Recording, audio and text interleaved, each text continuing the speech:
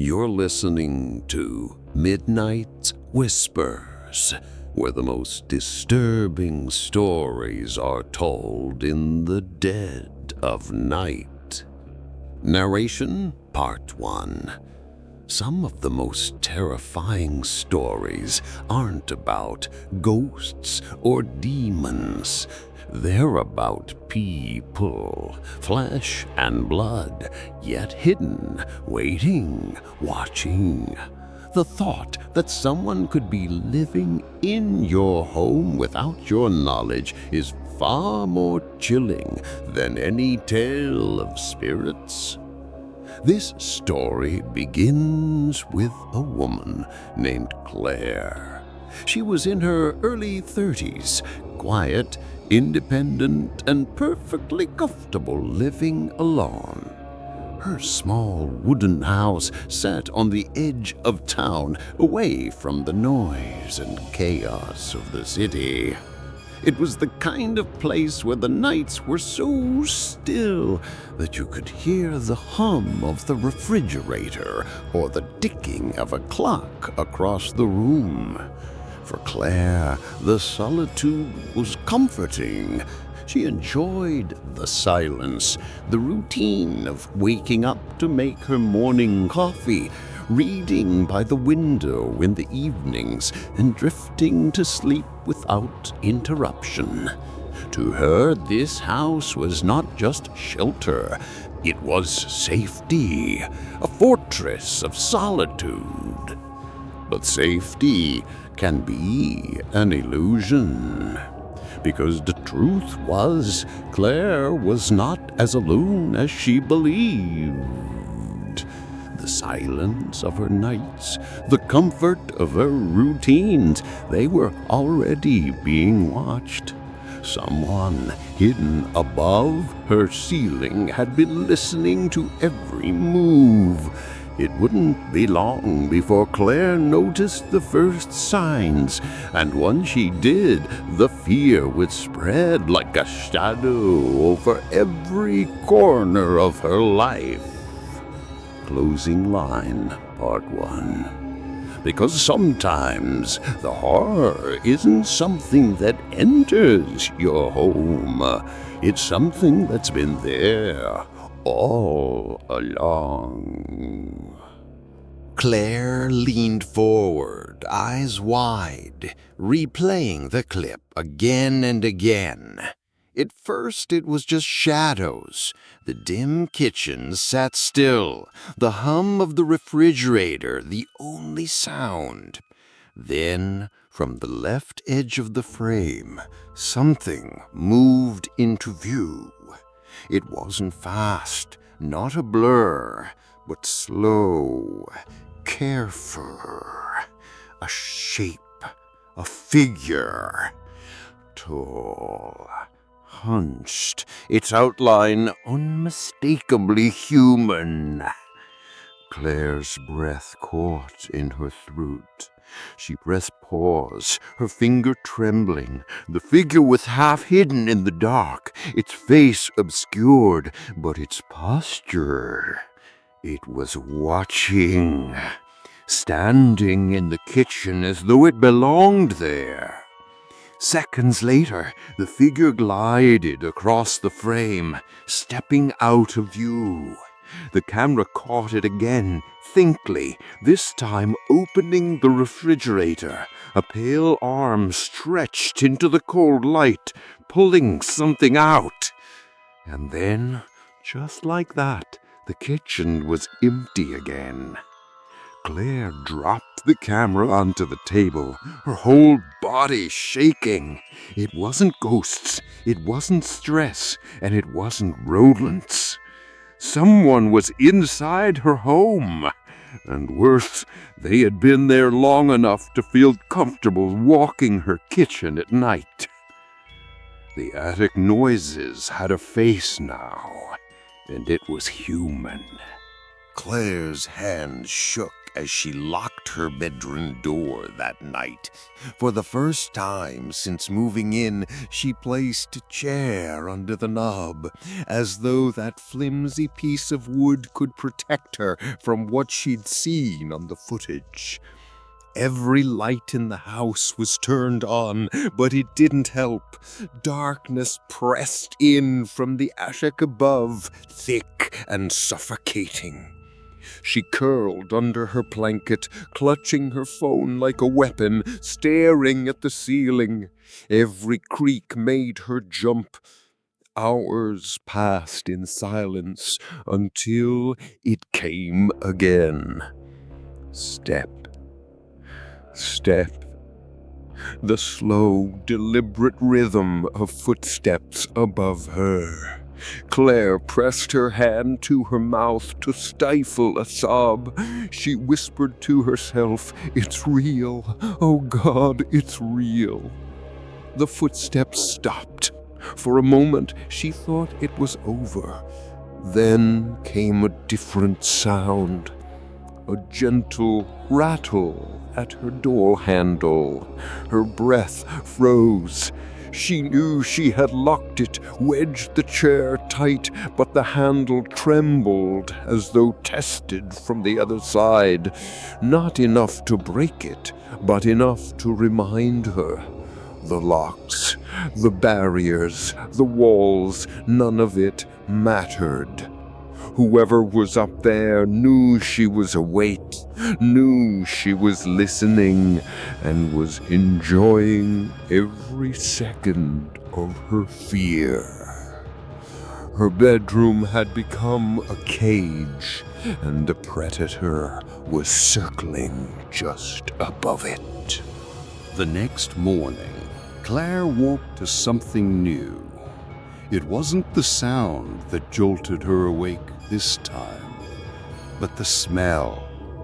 It drifted into her bedroom before dawn, faint at first, then stronger by the hour. A sour, rancid odor, heavy and unmistakable. It clung to her hair, her clothes, even the sheets. She opened the windows, sprayed air freshener, lit candles. Nothing worked. The smell seemed to pour directly from the attic, seeping through the ceiling as if the house itself was rotting from within. By afternoon, the stench was unbearable. Claire stood in the hallway, staring up at the square attic hatch, the thin line of wood that separated her from whatever lurked above. Her stomach turned as she remembered the footage, the pale arm reaching into her fridge, the figure standing in her kitchen. Was this smell connected? Was something dying up there? She pressed her hand to her mouth, fighting nausea. The thought clawed into her brain and wouldn't let go. What if the thing living above her wasn't just hiding? What if it was keeping something or someone with it? The attic no longer sounded haunted. It smelled haunted. Part 13. The Decision. Claire had reached her limit.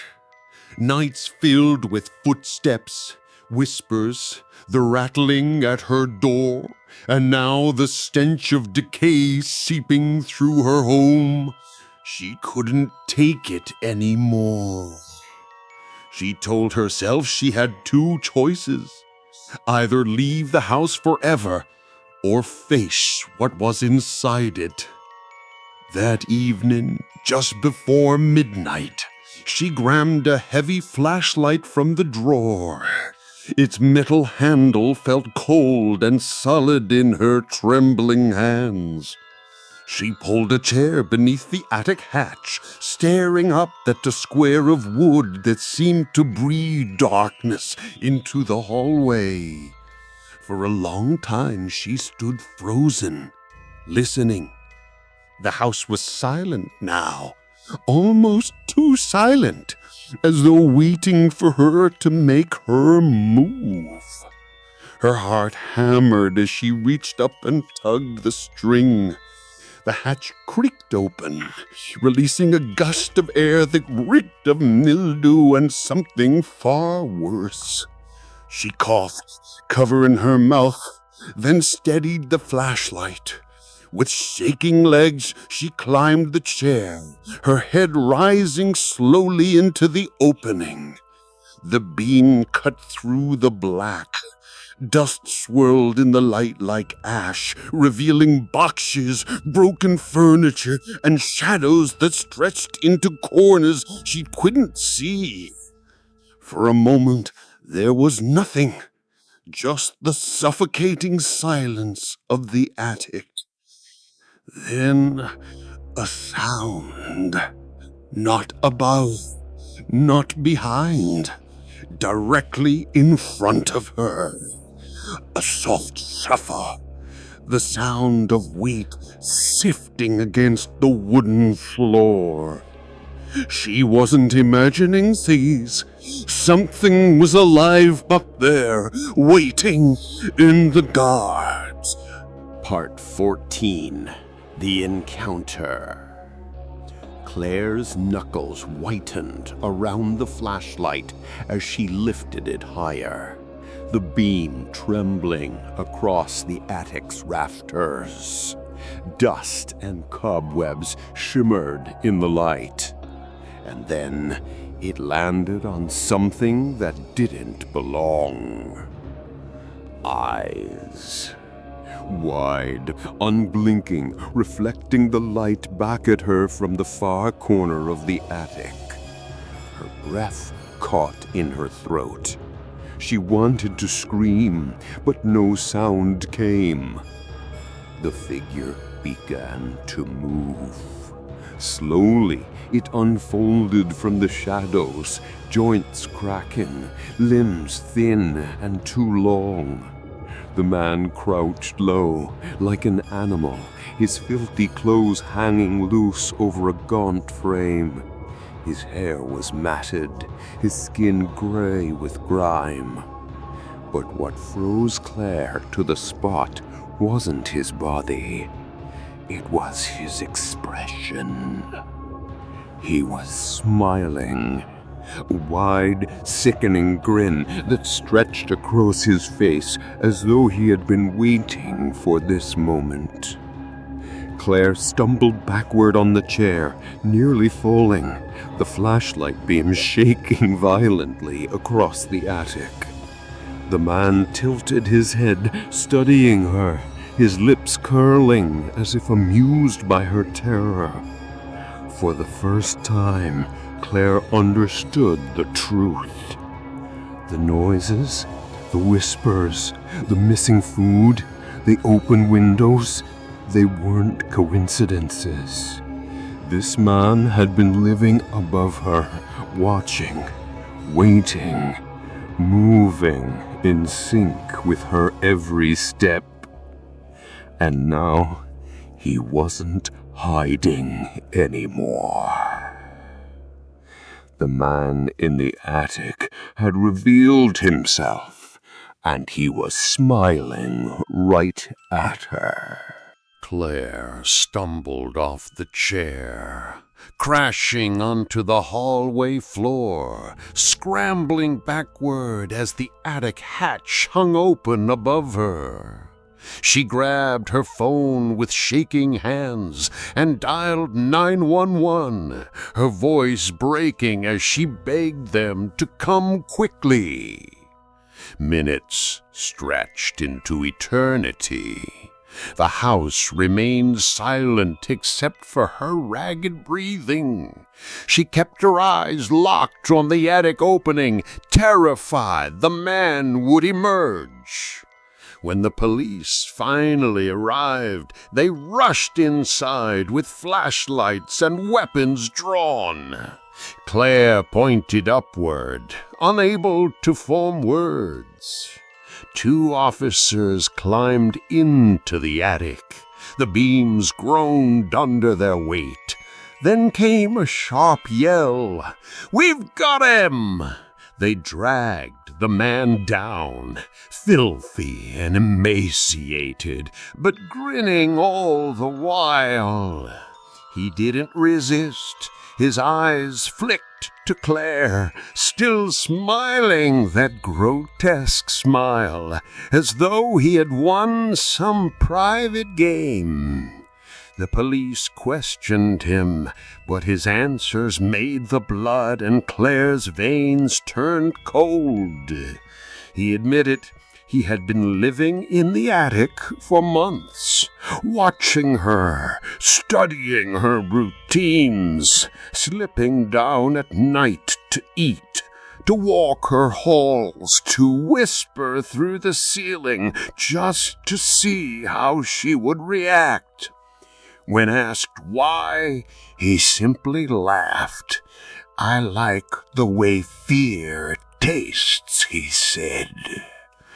The officers led him out in handcuffs, his grin unbroken.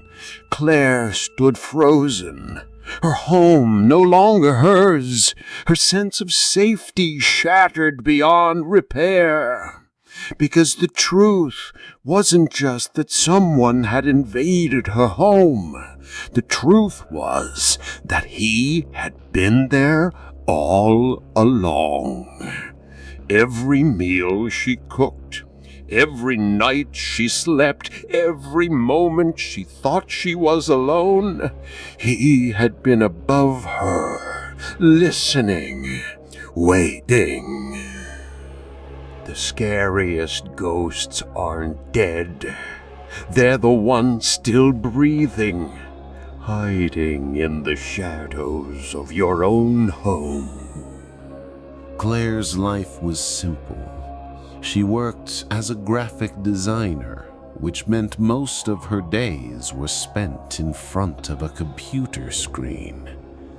When evening came, she liked nothing more than to return to her little wooden house at the edge of town, pour herself a glass of wine, and curl up on the sofa with a book. The house wasn't big, just the single story with a small attic crawl space above. The attic was hardly used, dusty and cramped, more for storing old boxes than anything else. Claire rarely thought about it. In fact, weeks could pass without her even remembering it existed. But that attic would soon become the source of her deepest fear. She enjoyed the stillness of her home. At night, when the world outside grew quiet, she found comfort in the faint glow of her fireplace, the rhythmic patter of rain against the window, or the occasional owl in the distance. To anyone else, the silence might have felt oppressive, but to Claire it was peaceful, proof that she was truly alone. Or so she thought. What she didn't realize was that silence is fragile. It can be broken at any time by the wrong sound at the wrong hour. And when that silence shatters, it can change everything you believe about the place you call home.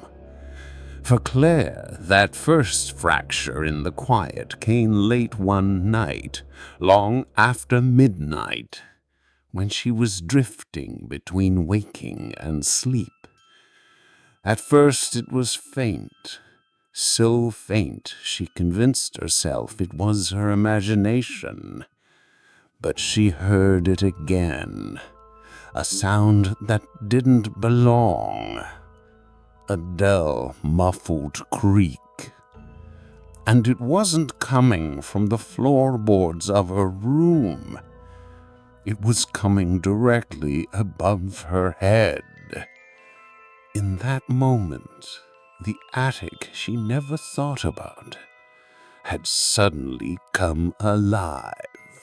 At first, Claire tried to brush it off. Houses creak, she told herself. Wood expands and contracts, pipes shift, the wind presses against the roof, all perfectly normal. But she knew her house. Every familiar tick, every subtle groan of the timber. This sound was different. It was heavier, more deliberate, like weight shifting against the beams above her. She lay frozen in bed, staring at the ceiling in the dark, straining her ears. The silence stretched.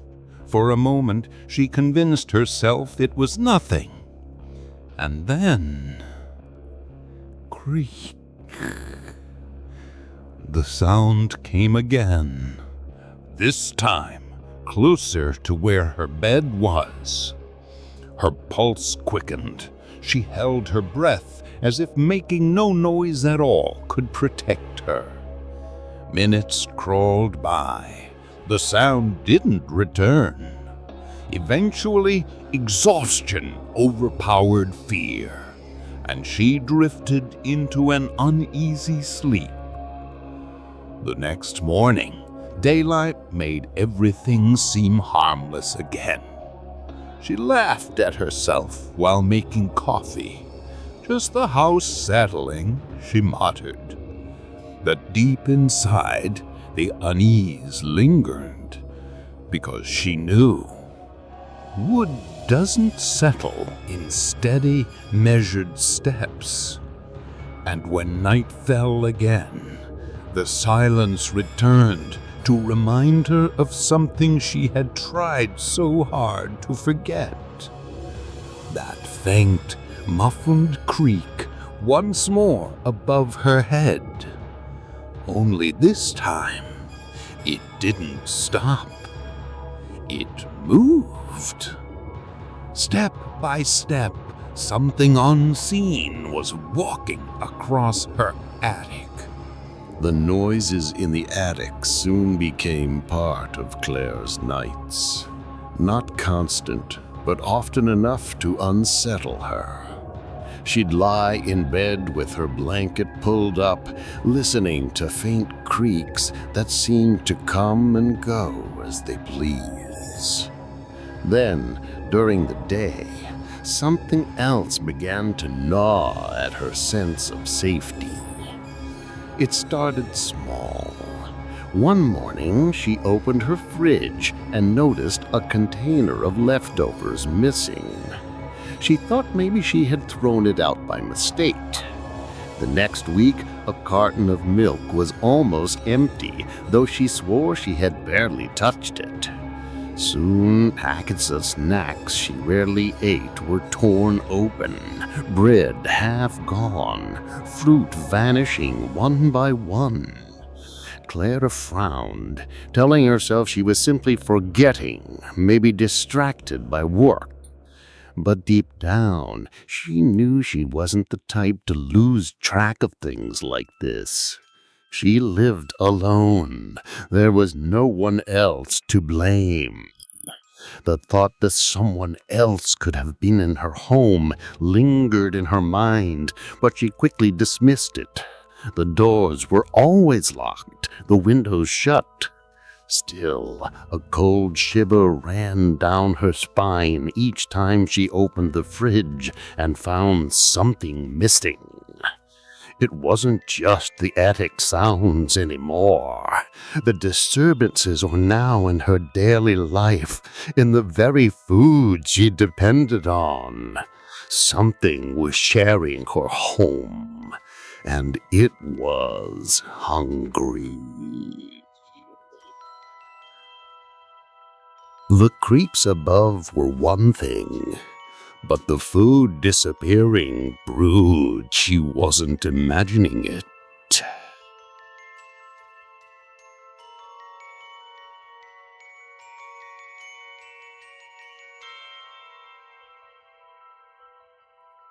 By now, Claire's nerves were fraying. The sounds in the attic, the missing food. She tried to rationalize everything, but the explanations never added up. Then came the windows. One evening, after returning home from the grocery store, she noticed the small kitchen window was open. Just a crack, but enough to feel the draft slipping inside. She froze in the doorway. She never left windows open. Living alone had made her cautious, almost obsessive about locking every entry point. She walked over, closed it, and tried to convince herself she must have forgotten, but the certainty lingered in her mind. She didn't forget. A few nights later it happened again. This time it was the window in her living room. She remembered shutting it before bed, yet in the morning the curtain swayed gently with the cool air of an unlocked latch. Her chest tightened. Was she sleepwalking, losing her memory, or was someone opening them while she slept? The thought made her skin crawl. She began double-checking each lock before going to bed, even taking photos on her phone as proof to herself. And still, the next day, one would be open. It no longer felt like accidents or forgetfulness. It felt deliberate, as if someone wanted her to notice, as if something unseen was leaving breadcrumbs, little signs to remind her that she wasn't alone. The house that once felt safe was starting to betray her. Claire tried to convince herself she was imagining things. That stress from work, the long nights alone, maybe even too much caffeine, all of it was playing tricks on her mind. But the house refused to let her rest. The sounds above her bedroom ceiling grew bolder. No longer faint creaks that could be ignored, but heavy, deliberate thuds, like footsteps pacing back and forth. She would lie awake staring at the ceiling, counting the seconds between each sound. One step, pause. Another step, pause. It was steady, unhurried, as though whoever or whatever was up there knew she was listening. The rhythm of the noises was human, not random, like pipes, not the scurrying of mice. It was weight, it was intent. On one particularly sleepless night, she gathered enough courage to call out, "Hello?" Her voice cracked in the silence. The house went still. The footsteps stopped instantly, as though frozen in place. Her heart pounded in her ears. The silence stretched on for so long that she almost convinced herself she had scared it away. Then, just as her eyelids began to lower, a long, dragging sound scraped across the beams above her bed, as if something heavy had sifted directly over her bed. Whatever lived above her ceiling was no longer hiding. It wanted her to hear it. I know. Every night felt like a test of endurance. Claire would slip into bed, knowing she wouldn't sleep, waiting for the moment the quiet broke. And without fail, it did. But one night, the sound changed. Instead of footsteps, instead of dragging, she heard something softer, more insidious. A voice. At first, it was so faint she thought she was dreaming. A low murmur seeping through the ceiling like someone speaking behind the wall. She sat up in bed, holding her breath, straining to catch the sound. Her skin prickled as the whisper grew clearer. The words were distorted, too muffled to make sense, but the tone was unmistakable. Someone was talking, slowly, intentionally. She pressed her hand over her mouth, terrified that even the sound of her breathing might be heard. Then, with horror, she realized the whisper wasn't drifting randomly across the attic. It was following her. As she moved quietly to the far corner of her bedroom, the voice shifted too, keeping directly above her, like an unseen presence tracking her every step. She stood frozen in the dark, staring at the ceiling, unable to understand how or why this was happening. And then the whisper stopped. Silence then, again, until she dared to whisper back, just once, trembling, "Who's there?" The answer was immediate. 3 sharp knocks pounded from the attic above her head. The house wasn't haunted by spirits. It was answering her in real time. Part 8. Seeking Advice. The next morning, Claire's nerves were wrecked. Her eyes were bloodshot from another sleepless night. The echoes of that whisper and the pounding knocks still rang in her head. She decided she couldn't keep it to herself anymore. She told her closest friend, Rachel, about the noises, the food, the windows, even the whisper. Rachel frowned, listened patiently, then forced a smile. "Claire, you've been overworking yourself. You're stressed, isolated. These things happen. Maybe it's raccoons or rats in the attic. Or maybe you just need a break." Claire wanted to believe her, but the words felt hollow. Rats don't whisper. Rats don't knock in patterns that match your voice. She considered calling the police, but what could she say? "I heard someone whispering in my attic." They'd laugh, or worse, think she was losing her mind. By evening, she felt more alone than ever.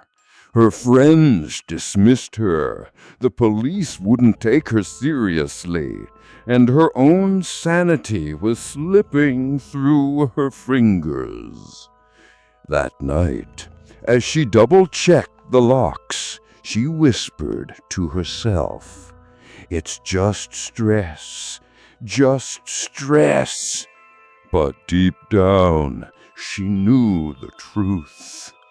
Stress doesn't move food. Stress doesn't open windows. And stress doesn't follow you around your house, step for step, whisper for whisper. She wasn't imagining things. She was being ignored while something real stalked her from above. Claire reached a breaking point. If no one believed her, she would gather proof, something undeniable. That evening, she bought a small motion-activated security camera. She placed it discreetly on a shelf in the kitchen, a room directly below the attic hatch. If anything was moving around her house at night, the camera would catch it. She spent extra time preparing, double-checking every door, every window, snapping photos to prove they were locked. She turned on the camera, pressed record, and whispered to herself, "Let's see what you are." Then she went to bed, though sleep never came. She lay awake, her heart pounding, listening for the sounds she dreaded, the creaks, the dragging. At some point in the night, exhaustion overtook her. Her body shut down. The next morning, sunlight streamed through her curtains. Claire rushed to the kitchen, grabbed the camera, and replayed the footage. For hours, the video showed nothing unusual. Just an empty kitchen, shadows shifting as headlights passed outside. But at 3:17 a.m., the motion sensor triggered, the frame flickered, and then something moved. The camera had finally caught what her eyes could not.